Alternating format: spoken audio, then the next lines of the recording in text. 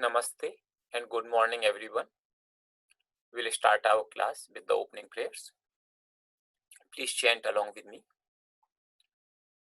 Om Gurur Brahma Gurur Vishnu Gurur Devo Maheshwaraha Guru Sakshat Parabrahma Tasmai Shri Gurave Namaha.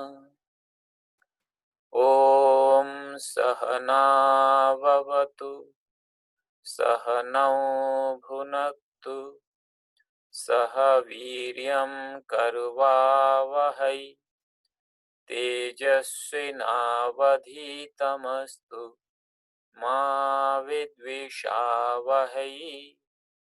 Om Shanti Shanti Shanti. Now Mahamrityunjay mantra 3 times. Om Trayambakam Yajamahe Sugandhim Pushtivardhanam Urvarukam Iva Bandhana Mrutyurmukshiyamamrutat. Om Trayambakam Yajamahe Sugandhim Pushtivardhanam Urvarukam Iva Bandhana Mrutyurmukshiyamamrutat. Om Trayambakam Yajamahe Sugandhim Pushtivardhanam Urvarukam Iva Bandhana Mrutyurmukshiyamamrutat. Om Shanti Shanti Shanti.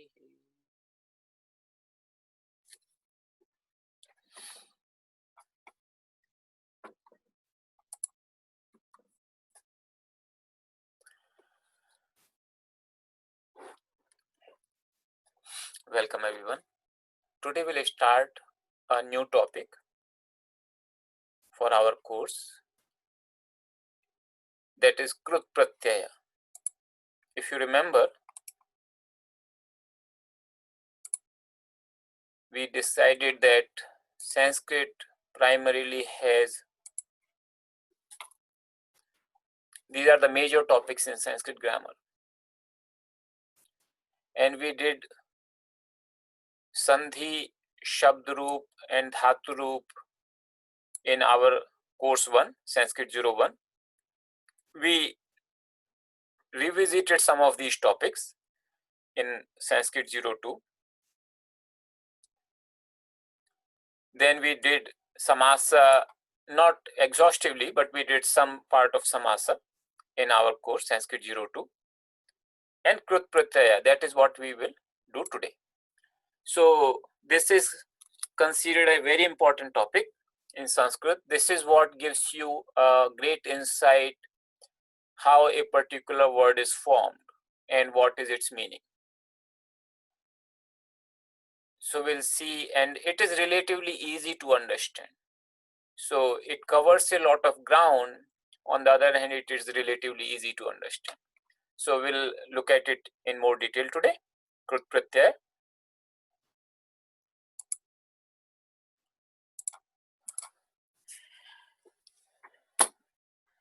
So in English, when you have certain verbs, for example, you have teach, and if you add plus R, it becomes teacher. Similarly, you could have do, and you could add plus ER, and it becomes doer. You could have speak, and you add the ER, it becomes speaker.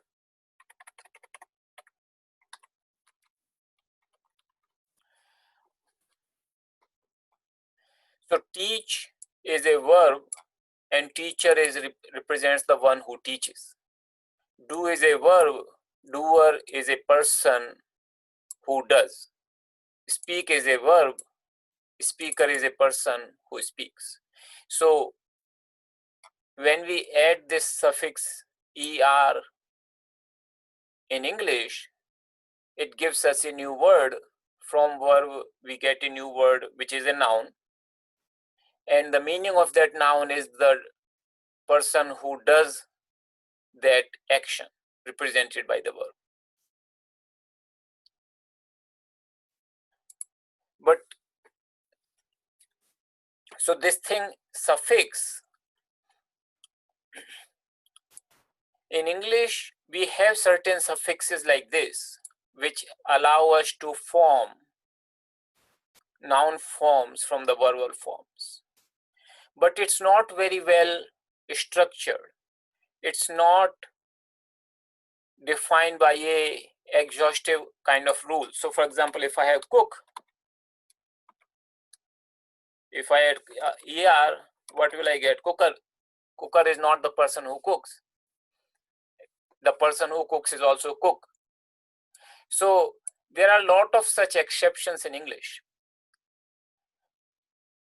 In Sanskrit, the similar kind of concept is there, where you can make the nouns from the verbs. So they can work both as noun and adjective, and they can be formed from the verb. So this concept is called in Sanskrit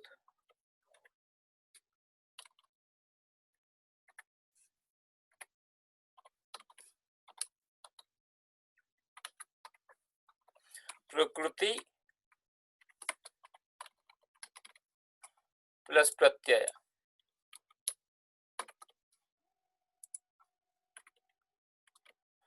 So Prakriti plus Pratyaya. Prakriti is the base word and Pratyaya is the suffix. So all the words in Sanskrit are made upon this concept. And this concept is what Panini's grammar utilizes extensively. That how do you form a word? How do you break a word in its components? And they decided that that could be two things. Every word can be basically made of a Prakriti plus Pratyaya. Prakriti is the base. Generally, Prakriti means nature, but here in the grammatical term, it's like the base, and Pratyaya is the suffix.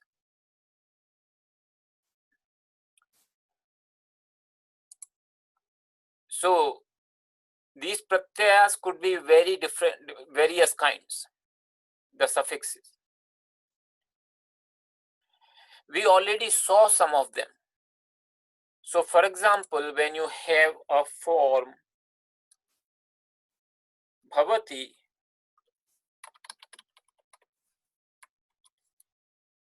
and you know that we had this thing made from bhu,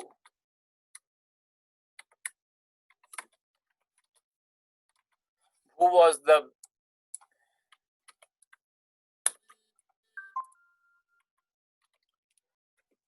was our root, and ti was the suffix, and it became bhavati after doing certain operations. It's not directly connecting to like bhuti. There are certain operations involved, but the idea is the same. In this case, this suffix leads to the proper verb form only. So this is the raw verb form, raw root, and this is the usable verb form in a sentence, bhavati or gacchati, like Ramaha gacchati. So we have a gam as the prakriti, the root form, and ti is the suffix, becomes gacchati, Rama goes. So this kind of suffixes gives rise to the forms, which is a verb form which represents the verb, and it can be used in a sentence. There is a category of the suffixes which gives rise to nominal forms from the verb, just like teach, teacher, do, doer. So this is like we have seen once this kind of suffix, even though we did not say it was a kartru krut pratyaya, but I'll give you an example. So kru is the root for the to do, and if I put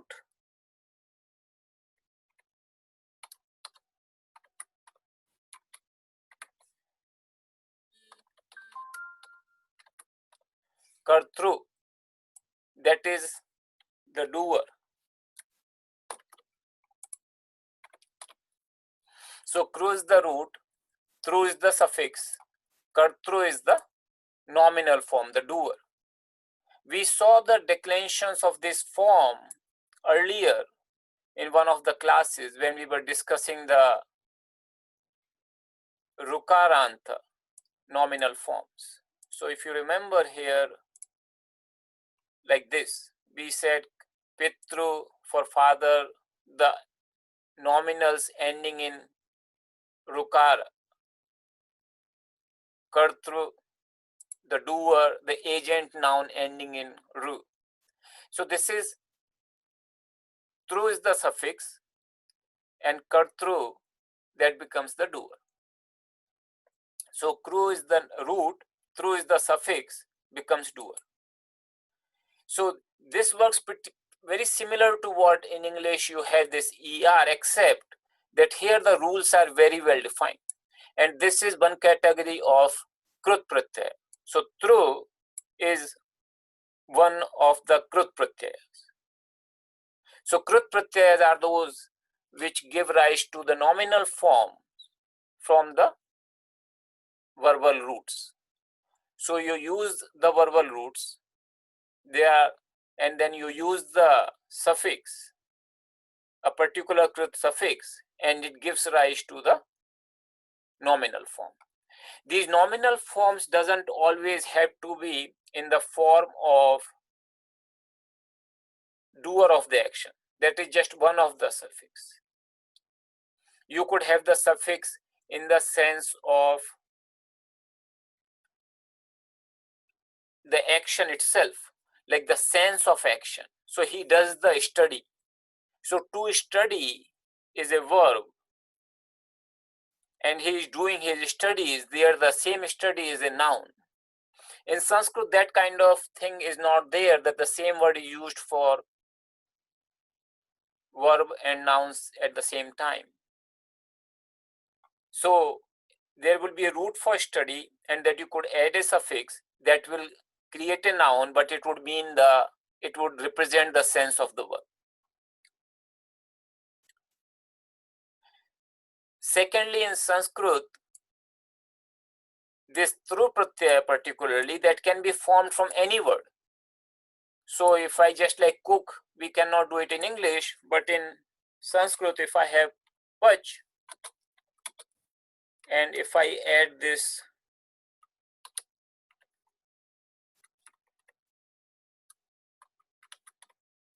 tru,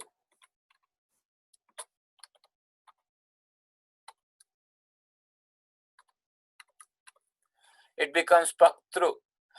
As I said, there are certain rules which determine how these forms are made, but the idea is that there is a base. In this case, it's a verbal root, and there is a suffix, and it gives rise to the form.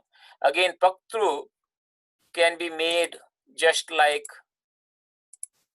kartru. So kartru becomes karta in nominative, paktru becomes pakta. So pakta would means the cook. In English, what would be the person who cooks. So this is one category of krut pratyaya, which tells you that what is the noun which represents the doer of that action.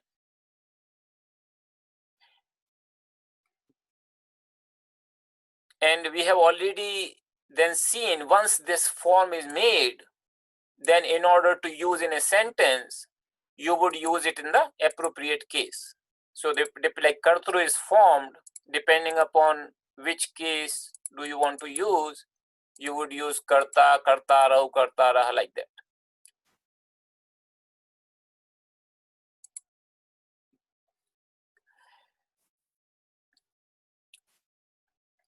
The most interesting forms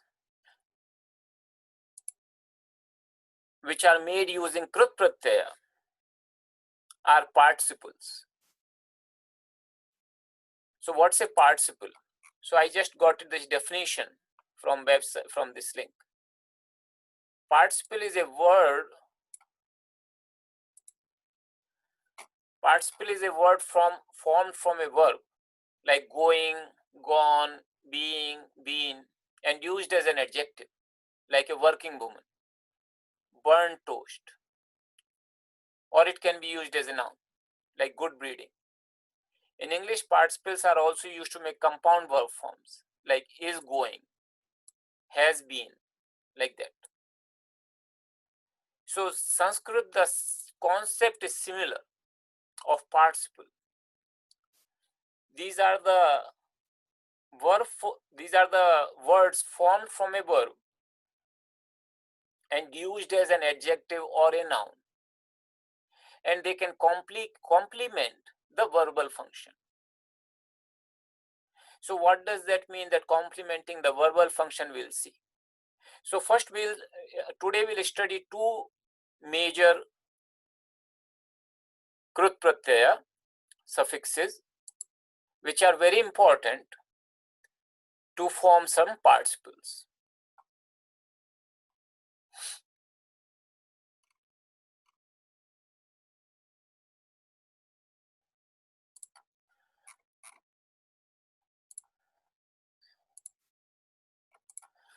So these are the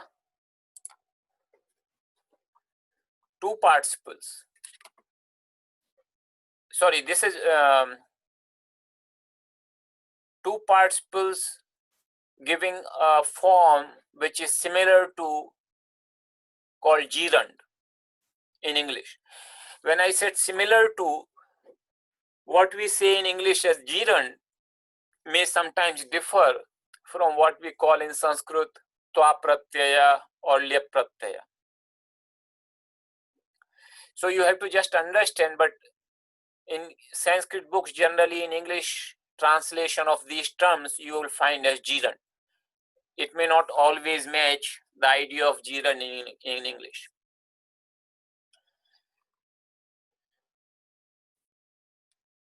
So the suffix itself is called twa. Even though it's called twa, the usable form is only twa. The kakara is dropped. Then the question is, why do we put kakara? So that's a lot of science behind it in Panini grammar. For our purpose, we can just understand as twa. We don't have to worry about twa. The reason I am introducing you to this form also, twa with the kakara, it's a little difficult to pronounce also. The reason I'm introducing is that when you refer to the dictionary, when you study the higher grammar books, they would probably refer to this form. So you should know that it's actually this form. So at this stage, that is the use. When you study the actual Panini grammar, its original form, then you will understand that what is the purpose of this particular kakara which is dropped. And there is a significant purpose. But that is not in the scope of our course right now. All I wanted to tell you this original suffix form, so that if you refer to the dictionary or study higher grammar books, you will understand that it is the same suffix we are talking about. Then another is lyap. Only ya remains of lyap. So lakara and pakara, they drop off. So again, the same thing. In the dictionary and other places, you might find lyap, but actually it's a ya suffix. The interesting thing is that final form is indeclinable. So unlike here when I was telling you that kartru, paktru, these become the nominal base, and then you have to bring the vibhakti or the cases to make these forms, karta, kartarahu, kartaraha, like that, in order to use in a sentence. But in case of tva pratyaya, they are indeclinables. You don't have to do anything. So it makes it very easy that you just make the word and it's ready to use. You really don't have to worry about the cases. So very, very easy to use. This twa is added to the roots to make the final form. And so both are used to make the gerund form, gerund participle. The difference is when you are adding directly to the root, you will use twa. When you are adding, if verb has one or more prefixes, if you remember, there were prefixes we discussed about, there are 20, like prati, sam, vi, these are called prefixes, verbal prefixes, which you can add prior to the verb and it changes the meaning of the verb. If the verb has one or more prefixes, then you would use ya. So they are both serve the same function, exactly the same function. Both suffixes, twa and ya, both serve exactly the same function. They give rise to the same participle. The difference is if the root is without any prefixes, you will use twa. If the root is with prefixes, you will use ya. That is the main difference. Both forms are indeclinable. So let's see some examples here. We'll take the three popular roots. Kru means to do, you already know. Shru means to hear, and gya means to know. All these verb forms would be familiar to you.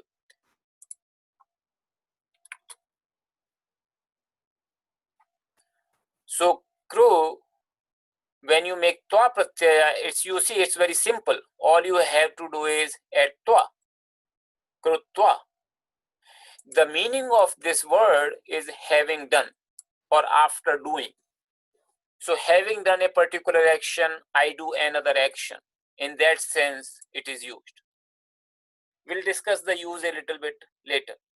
But the meaning of this participle form which is made, it means having done or after doing. Shrutva, same, very simple. You see, shru is the root, you add the suffix twa and you get shrutva, means having heard. Gya, gyatva, having known. So this makes it extremely simple, as you can see, adding the making the participle forms. You just add the suffix twa. How about ya, this suffix? So here you have to remember one rule. For roots ending in short vowel, ya changes to tya. So kru is a root ending in short vowel. This rukara, it is short vowel. So when you add ya pratyaya, so two conditions have to be there for ya to change to tya. First, the condition for bringing ya. Ya is brought when the verb is having a prefix. So in this case, kru, this has the prefix called prati. So prati kru. And second condition is that if the root itself is a short vowel, then ya changes to tya. So pratikrutya. You will not say pratikruya. Pratikrutya. Here it means having returned the favor. the meaning changes not because of the suffix, but because of the prefix, this prati. So because of this, the meaning changes. Puraskritya, placing before or in front. So same logic, puras is the something coming before the verb, and tya, it should have been ya, but it became tya because the root has the short vowel. Samskrutya, here the prefix is sam, shru is the root, and tya is the suffix, means having well heard. Gya, v is the prefix, ya is the suffix, nya is the root, vigyaya, having well known. This thing comes in Bhagavad Gita 13:18. So if I take you to Gita, I'll open the Gita file later, and I'll show you this example.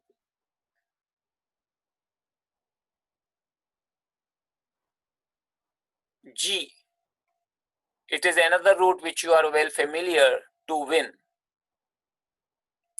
So jitva, having won, vijitya also means having won. V means kind of in a special sense, so a special win. So that's how you form the gerund. It's pretty simple, as you can see. There is not really much of any complexity here. So I'll just see some questions. There are some questions.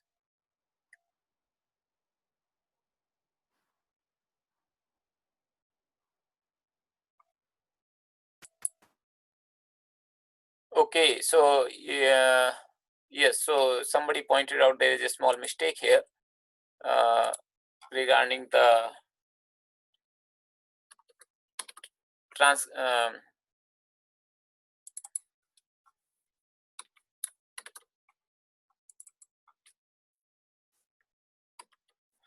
so this is the Vigyaya.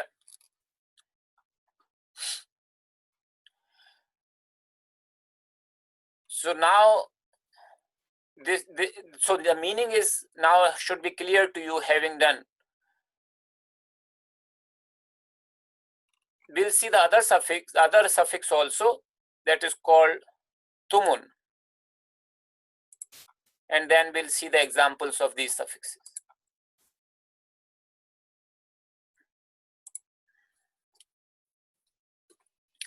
So this is another suffix which forms infinitive, what you call an infinitive in English. So it's a tumun is the original suffix name, only tum remains as a suffix.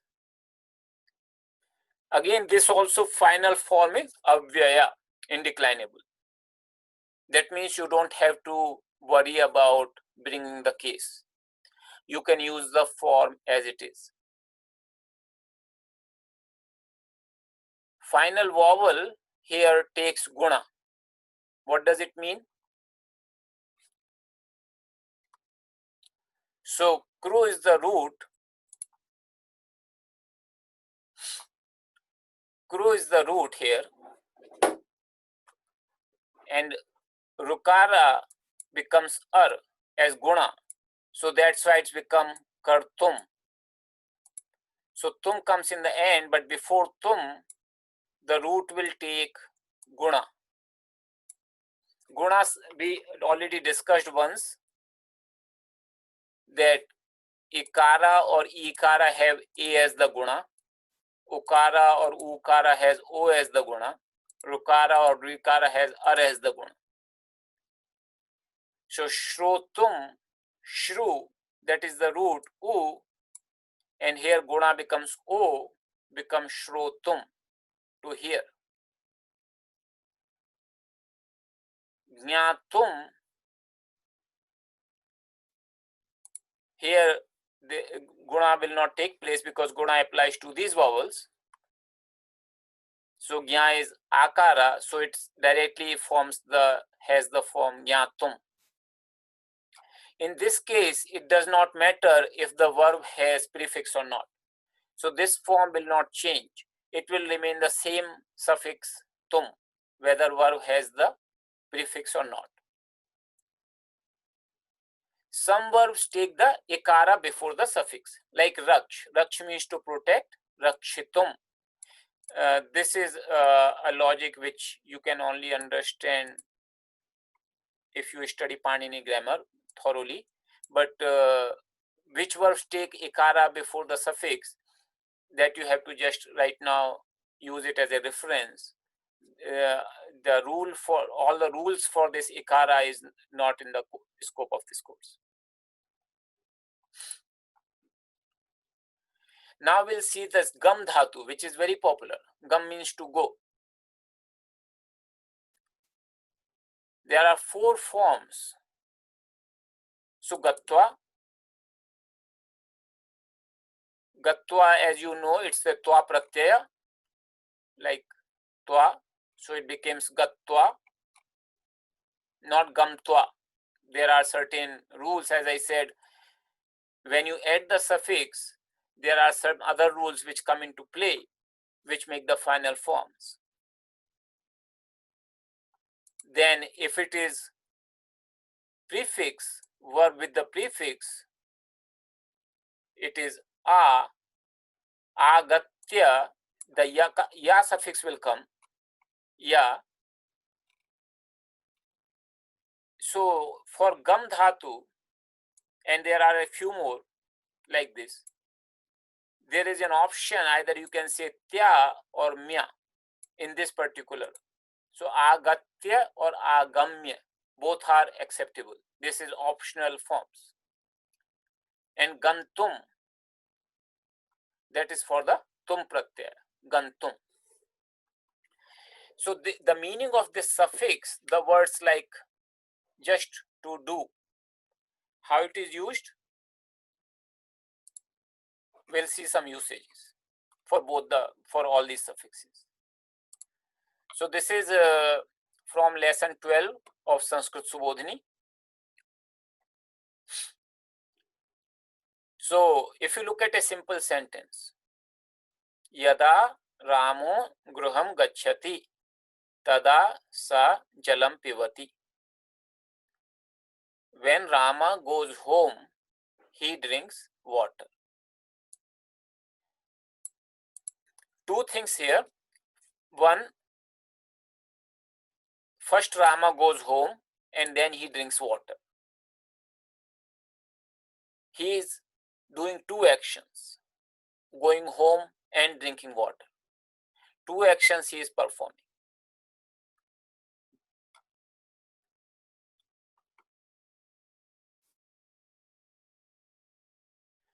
If I use this, instead of using it as this kind of sentence, which is kind of pretty lengthy, I can use a gerund form, twa pratyaya, and I could say it like this.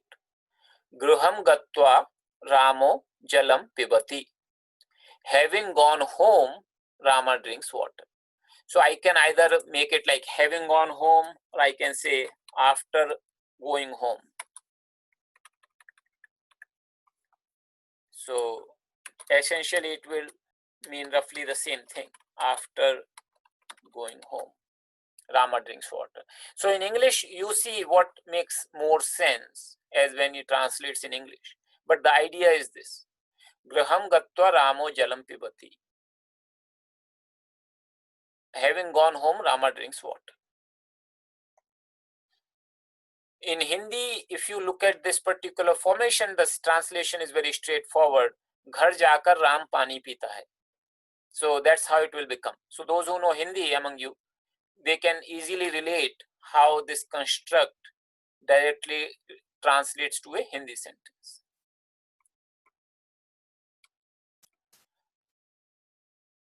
Because it's a indeclinable form, it does not depend on whether the subject is plural or singular, or it is first person, second person, or third person. It does not depend upon that. The form remains the same. Similarly, whether it is singular form, dual form, plural form, it doesn't matter. This form remains the same. So past tense, present tense, it doesn't matter. So you could say, for example, here, Gruham gatva Ramo jalam apibat. Apibat is the, as you know, it's the past sentence, lang lakara. Having gone home, Rama drank water. So Gruham gatva would not change. Because the tense changes into the past tense, the form remains the same.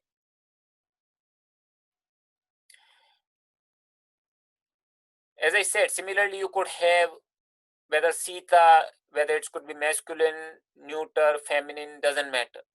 This form still remains the same. Then we have Jalam patum Ramo Gruham Gachati.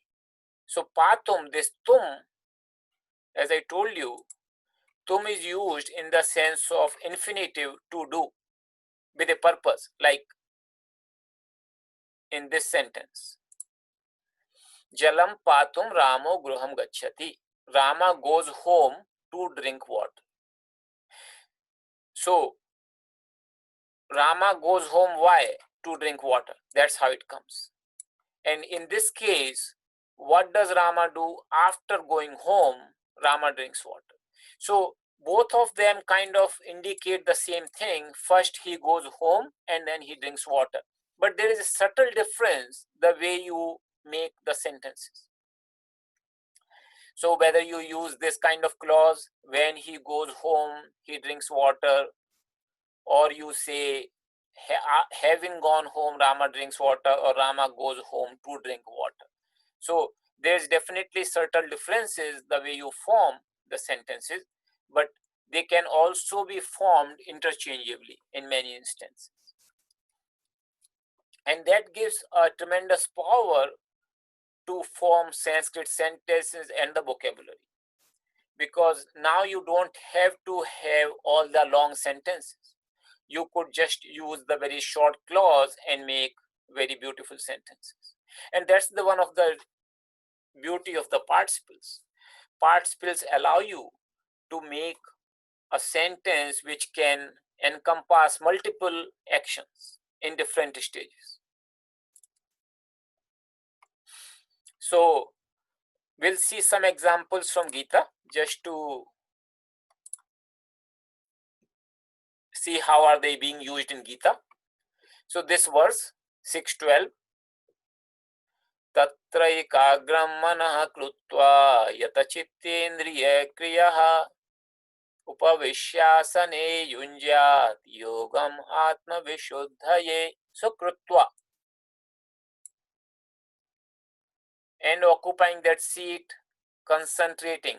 So here it is translating concentrating. Literally it would be mean having done the concentration.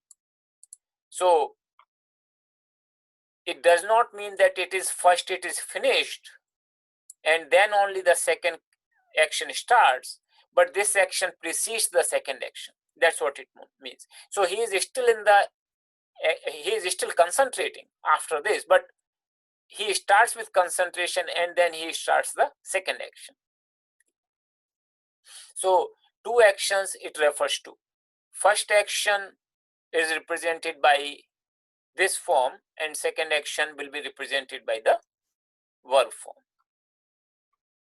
Then here kartum, tasmat shastram pramanam te karya vyavasthitau Nyatva shastra vidhanoktam karma kartum iharhasi.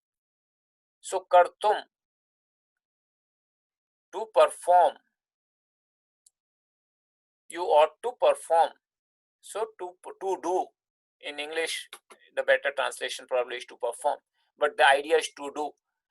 So knowing this, here is it's interesting, both are used. There is a gyatva, that is a gerund form, we saw that. So knowing this, or having known this, or after knowing this, like whichever way it makes more sense in English to translate, but the idea is that you know first and then you do the action accordingly.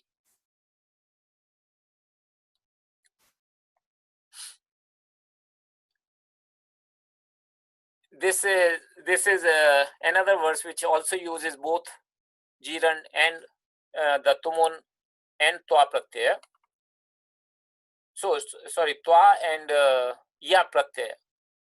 So this is a verse. तांस्तु हत्वा ततः काकान् कौशिको मुदितो भवत् प्रतिकृत्य यथा कामं शत्रूणां शत्रुसूदनः. Having slain those crows. So having slain, hatva means, han dhatu means to kill. So having slain those crows, and then pratikrutya, after having behaved. So this is a verse from Mahabharata. Pratikrut, after having behaved towards his foes. So pratikrutya, after having behaved or after having done, like in that sense. So just wanted to show you some examples both in the simple sentences as well as in the scriptures for these forms. So now I'll take the questions on the chat window.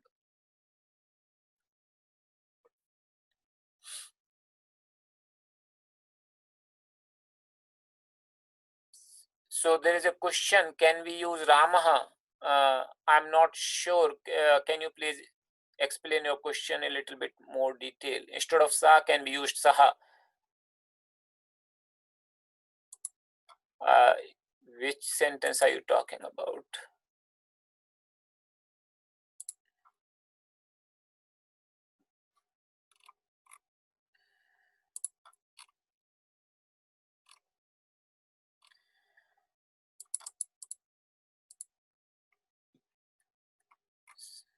So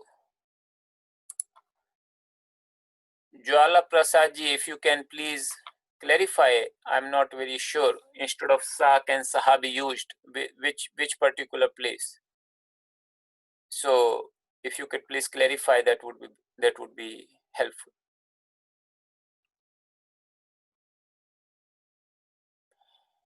There is a question, I don't see a declination called Ramo. Am I missing something? Ramo Graham Gachati, that's the Sandhi.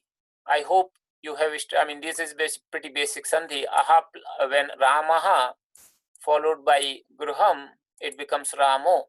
So actual word is Ramaha, and it becomes Ramo because of the Sandhi rule.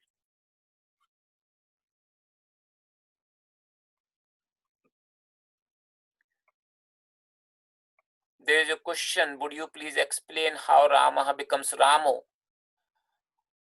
Okay, I'll explain to you, but I'm not sure if you have been doing any exercises, because this is something very extremely basic. We have probably, if you have been doing exercise, you might have come across this at least 100 times by now.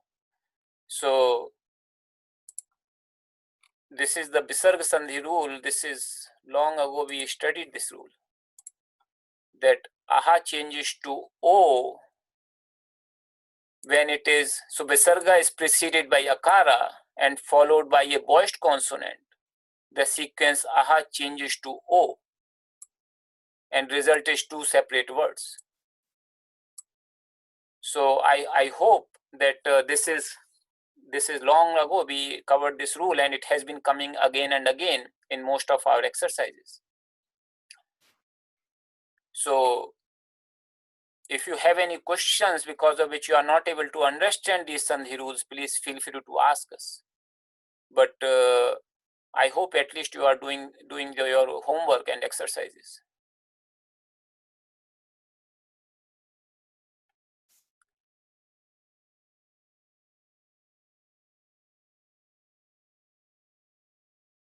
Okay, there is a question here. We use twa in the daily meal prayer, having become the digestive fire. That is indeed truth. Good. That's a very good thing you identified. So this is the prayer we do in the before the food. It's coming from Gita. Aham vaishwa naro bhutva praninam deham ashritah. So bhutva. it is indeed this form, having become. So taking the form, that's what the translation is. Bhu means to be, and taking the form, having become that form. Good observation.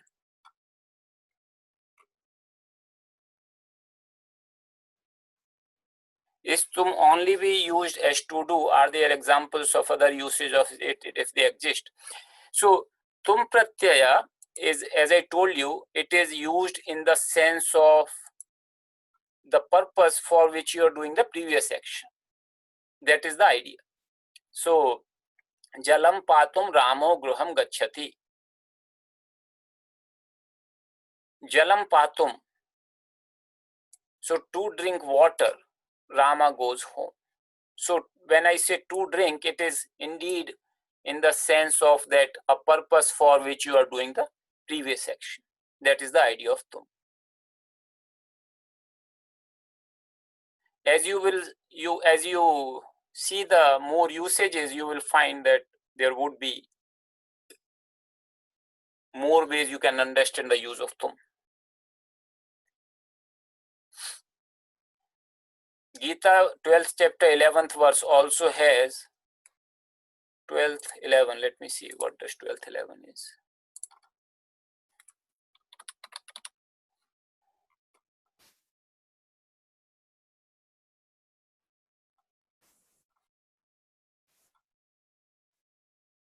Athaitadapi shaktoshi kartum mad yoga mashrita. Yes, there are a lot of examples. These two forms are extremely common.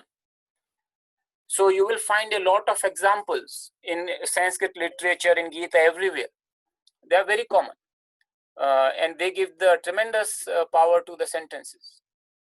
So yes, here if you are unable even to do this, you see this verse to do, it's coming from this kartum, to do. So if you are unable to do, in that sense, it is not like you are doing another action. So this is another way to use tum. So when you are using in the sense of if you are unable to do, in that case, it's not really the subsequent action, but it is used in the verb shakta, ashaktaha asi. Then also you can use this tumun form, kartum. So you will come across a few usages like this, and you can be more comfortable in seeing how it is used.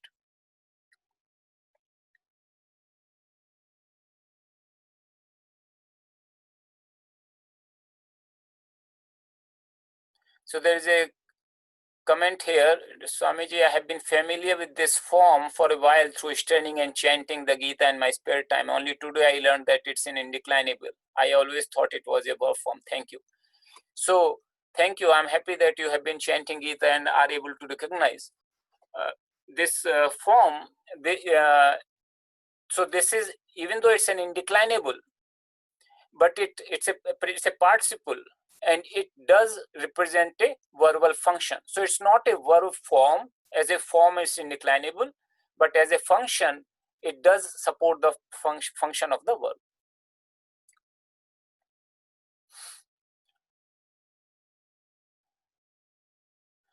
So there is a question in the Gita analysis class, how would these gerund or infinitive be categorized, as verbs or as indeclinables? They will be categorized as indeclinables.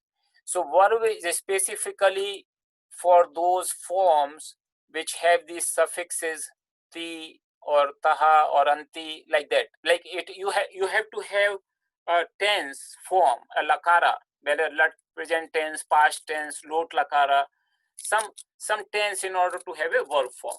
So this one is indeclinable. It doesn't change irrespective of what the tense is, what the person is, doesn't matter.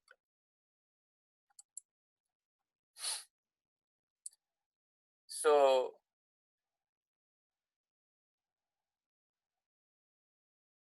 there is a comment also for the 927. There is a prayer we do on 927. So yat karoshi yadashnasi yajjuhoshi dadasi yat tapasyasi kaunteya tat kurusho madarpanam. I do not see in this any form which is twa or tum pratyaya.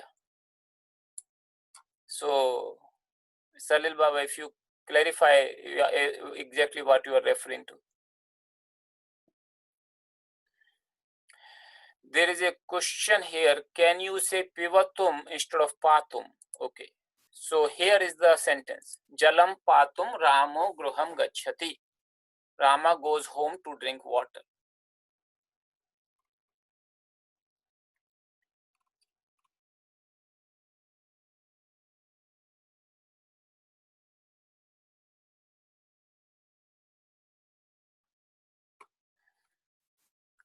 So why the verb is actually, so it's an interesting verb. It's a pibati here.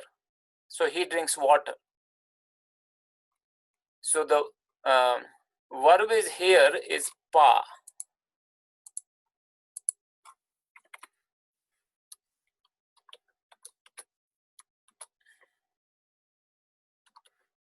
So verb is pa, to drink. But when you make the forms of verbal forms, it becomes pibati. So there are certain rules. Pa changes to pib in these making these kind of forms. But it does not change to pib when you make tumun form or twa forms. So pi twa. So if you have to have the like having drunk water, Rama goes home, then you will say pi twa. So pi twa patum. That here it does not change. So Eugene's book, not Eugene's book, the Sanskrit-Subodhini has given a list of forms, these two pratyaya, that how the forms come in these pratyayas, and some for some very useful words at the end of chapter 12. So please refer to those forms. So pivatum will not be correct, patum only would be correct.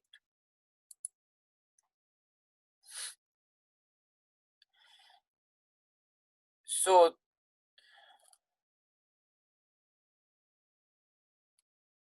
there is a question, twa and tum both, they need two actions. Twa refers to the first action and tum refers to the second action. Yes, in general that is correct. Twa refers to the first action, tum refers to the second action. As I said, in some cases, like we saw in Gita, if you are not able to do this, so in that sense also it is used, where it is not really the second action, but it is the capability. Or I want to drink water. So in that sense also you will use aham jalam patum ichhami. So to desire, in that case, it is not really the second action, but it is the purpose for which I want. So I want to drink water. So in that sense also tum is used. So as I said, as you will get, now you will be able to identify these forms more and more in Gita or any other Sanskrit text you study, and you can get a good sense of it, that how these forms are being used, what do they mean. So if there are no more questions, we'll just have a little bit classwork, and then I'll explain a few more things about this pratyaya today. So this is the classwork.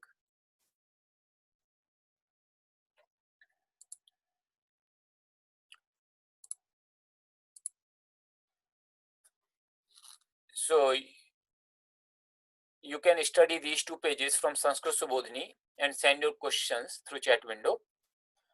You can also try to solve the first 4 sentences of this exercise I have given here on page 103 from Sanskrit-Subodhini. So, and you can send your questions through chat window. So right now it is 9:56, 9:57. We'll in another 10 minutes we'll again gather. Okay, thank you.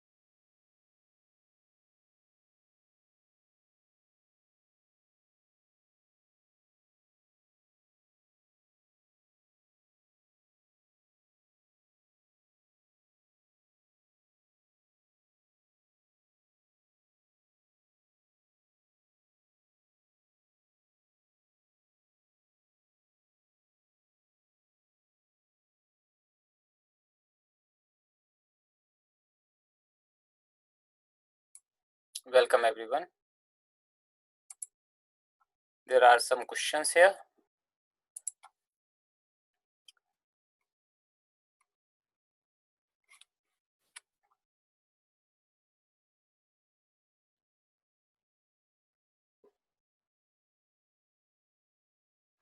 So there is a question, Sanskrit Primer, this Sanskrit-Subodhini, the book, does not offer the solutions to the exercises. So thank you very much for providing them. However, is there some sort of supplement published from the same publisher with the solutions anyway? Not that I'm aware of. For the solutions, you must thank Swami Tapasyananji. He is doing the great work, hard work for putting the exercises together and their solutions in this format.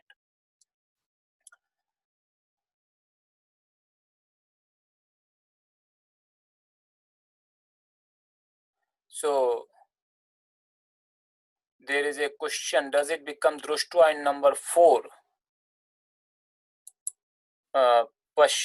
Yada jana mam pashyeyuhu tadaste sarvato dhaveyuhu. Yes, it will become Drushtva. That is correct. In the sentence number 4 exercise, that's what the question is asking. And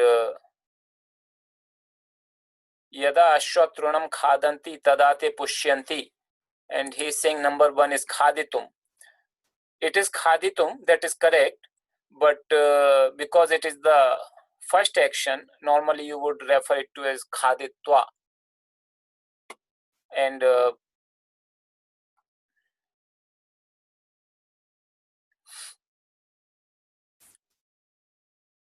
so the question is ashwatrunam khaditum pushyanti.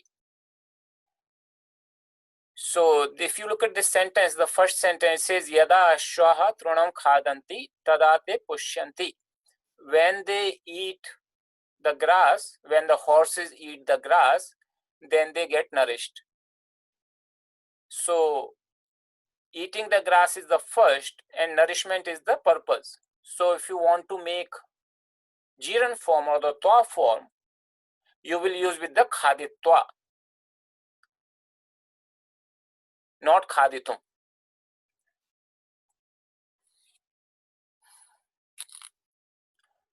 So because it is the first action. There is a question, page 100. Let me open the page 100. Infinitive to see is used although there are different agents Sita and Rama. So page number 100 in the book. Okay, I'll come to this question shortly, Michael.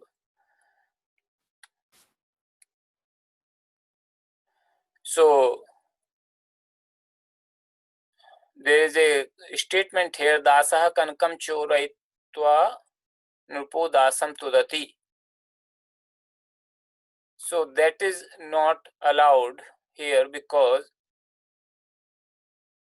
the agents are different. So the question here is Dasaha Kanakam Choraitva. The servant having stolen the gold, the king punishes the servant. But here the punishment is done by king and the stealing is done by the servant. Both are different, different persons. So that it is the same person who has to be doing both the actions. So let me touch base upon this particular aspect a little bit.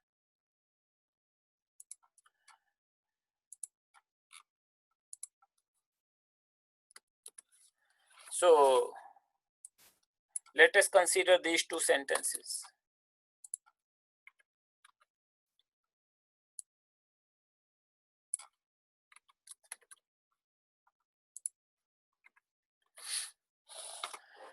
Yada Sita Gruham Gachati Tada Ramo Jalam Pivati. When Sita goes home, then Rama drinks water. Here, going, this action, Gachati, is done by Sita. Sita is the subject of this verb, action, Gachati. And Pivati is the action which is being done by Rama. Therefore, you cannot use twa pratyaya. So one of the conditions for using twa pratyaya or even tum pratyaya is that the subject, the doer, has to be the same for both the actions, previous action as well as the subsequent action. It is the same person who is the doer, not two different persons.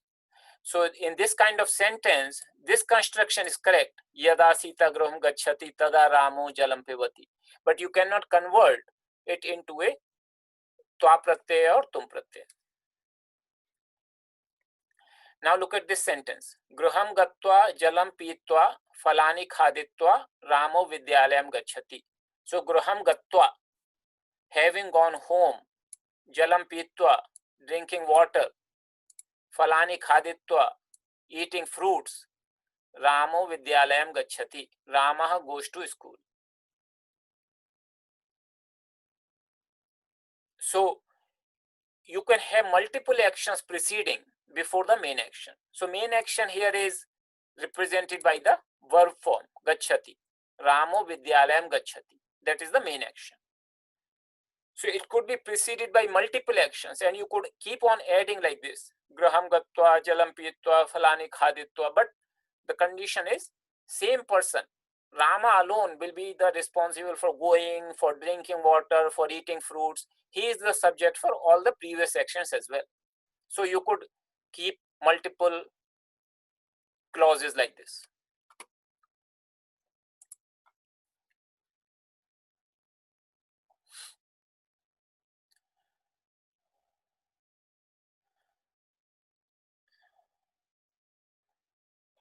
Okay. So that's why I hope your question is clear. Dasaha kanakam choretto nirpo dasam tudati, that will not be correct sentence.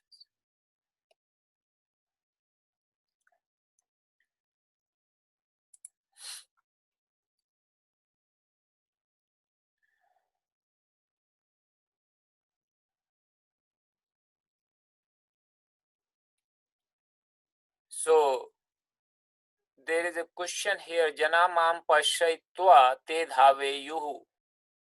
So again we go to the class work here. Jana mam pashyayuhu tada te sarvato dhave. So jana and te, they refer to the same subject. Jana means people, and te is also referring to the same people, same subject. So you don't have to use it twice.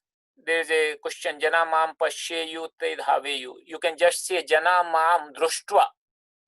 So not pashyatva. The form becomes drushtva. And if you check the Samskrta-Subodhini, as I said, he has given here, the author has given the forms twajiran, yajiran, infinitive for different roots.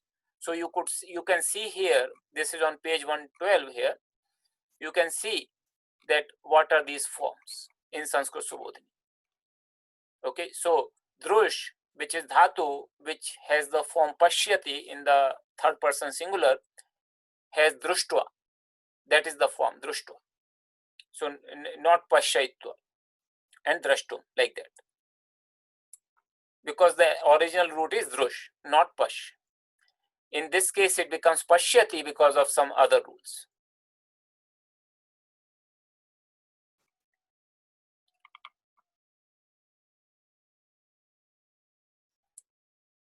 So there is a question, comment here, struggled with actions done by two different subjects, number 2 and number 3. Yes, so as long as it is clear to you now, I hope it's okay. But otherwise, if it's still not clear, please feel free to ask the question.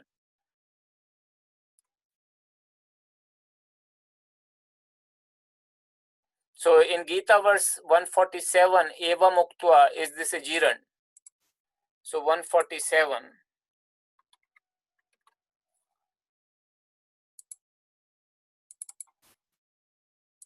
So Eva Muktva, this one, Uktva, this is indeed a jiran. And this is indeclinable. And we have done this in our Gita class also. Verse 210, Eva Muktva Hrishikesham Gudakesha Parantapa. So it is indeclinable. It is indeclinable. It's a twa pratyaya, and the verb here is vaj. So having said, so having spoken like this, that's what it would mean. Here, if you look at, there is another form, Visrujya. Visrujya is also twa pratyaya or ya pratyaya, because it's a prefix of the verb we, and that means having given up.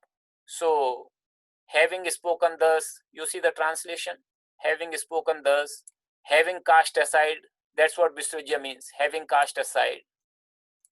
So now you can very slowly, as you see these forms, you can start seeing the meanings of the verses much more clear. And Krut Pratyaya is particularly, we only discussed like 2 or 3 pratyayas today. They are total about 125. Not all of them are common. Common ones may be like 15, 20, but they will give you so much understanding of the different forms of the words and their meanings in different verses. So we'll cover a few more in this course, some more common Krut Pratyayas.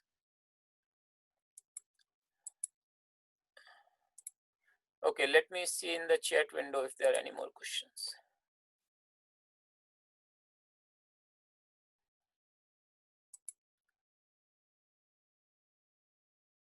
Okay, so there is a question here. Dasena kanakam choraitva nrupaha dasam tudati. So can we do like this?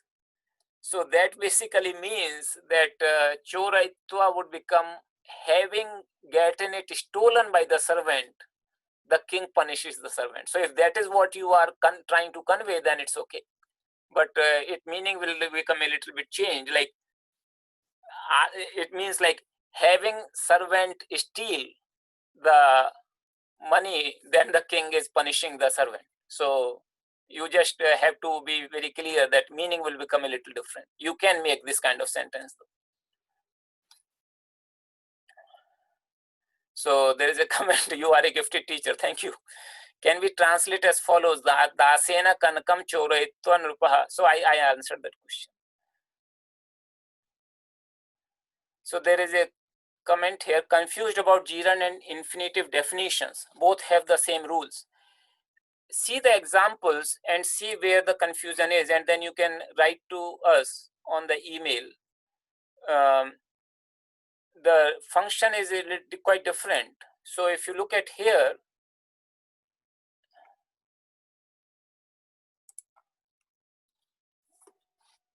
Graham gatva ramo jalam pibati. Here the action is preceding of going, and drinking the water is later. So we use the gerund for the previous action. Twa form. Jalam patum ramo graham gachati. Here drinking water is again later action. So we use for the later action. First he is going home to drink water. Like drinking the water would be the purpose of going home. So that's where we use the tum pratyay. So they are quite different. They are not replaceable by each other. You can make a sentence in which in one sentence you can use twa for one verbal form, and for another, just like here, graham gatva. So gatva is actually connected with graham and patum is connected with jalam. So they convey the similar meaning, not exactly the same. Here it's simply saying that having gone home, Rama drinks water. But here is saying Rama goes home to drink water. Like means that is the purpose. He may or may not drink the water. That part is not completed here. But here that part is completed. He has gone home and he drinks water. But here it is simply showing the purpose that to drink the water he is going home. And the second action, which is the to drink water, is represented by the tum pratyaya. Here the first action, going home, is represented by the twa pratyaya. So they certainly are not interchangeable.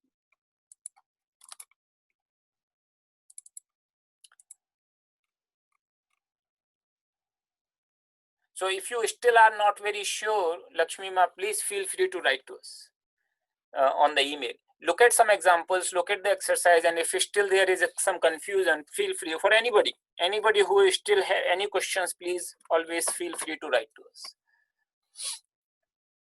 So another thing I wanted to point out here, look at this sentence, Gruham gatva Ramo jalam pivati. We said that one sentence in Sanskrit has only one verb form. So in this case, pivati is the verb form. Gatva is indeclinable. So still that rule holds, that one Sanskrit sentence will have one verbal form. But what has happened here? Jalam, if you know which case and which number it is, Jalam, it is the accusative case, singular. Like Vanam, it's a neuter form, Akaranta. So Vanam vane vanani, Vanam vane vanani. So Jalam jale jalani. So Jalam is the second accusative case singular. And that makes sense. It is the object of the root, the verb pivati, drinking water. So Rama is the subject, Jalam is the object, pivati is the drinking. So Rama drinks water. Rama is nominative singular, Jalam is accusative singular, object. What is Gruham? Which case and which number it is? It is also accusative singular. Same form. Jalam, Gruham. This is also neuter noun. Gruham gatva. It is also nominative singular, or accusative singular, second case singular. We said that when two things appear in a sentence in the same case and same number, they are related generally by the adjective and noun relationship. But here Graham and Jalam, home and water, they cannot be related for the noun and adjective. So here Graham is not related to pivati. He does not drink the home. It is related to gatva. So even though gatva is an indeclinable, but the very virtue of its form as a participle, it can take an object. That's what it is. So here this object is related to the verb, and this object is related to gatva. So going home, Rama drinks water. So here you don't have a lot of choice to put the words anywhere you feel like. Still there is a flexibility, but you cannot replace Jalam and Gruham. The meaning will become different and will become incomprehensible.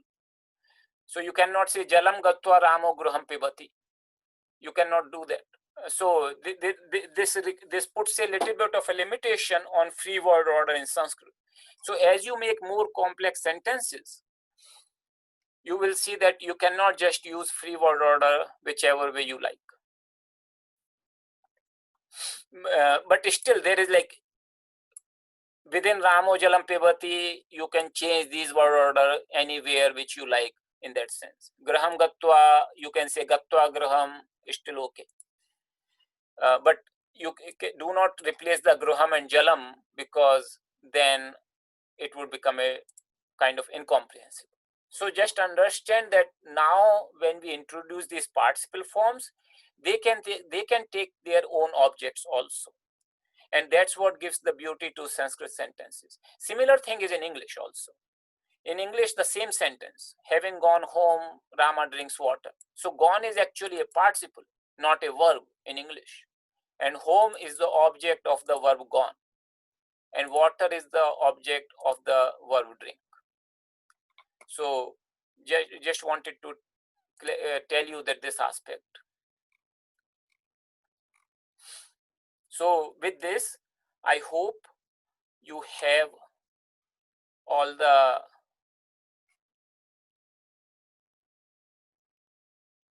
information regarding these two participles. I wanted to take some questions and comments received in some emails, but today time is not there for that. So we will do it for the next class. Please always, if you do not understand anything, please always feel free to write to us. I'll show you the exercise which we are having. So I have already posted the exercise on the drive.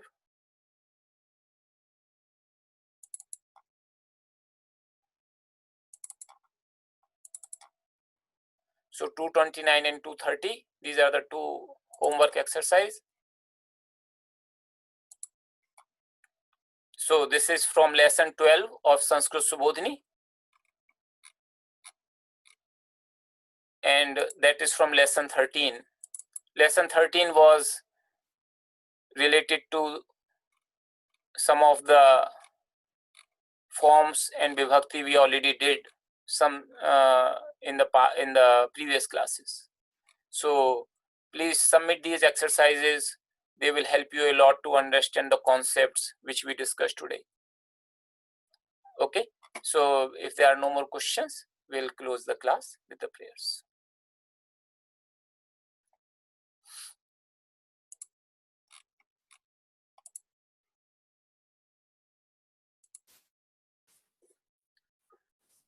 Sarve bhavantu sukhinah, sarve santu niramayah, sarve bhadrani pashyantu, ma kaschid dukkha bhag bhavet.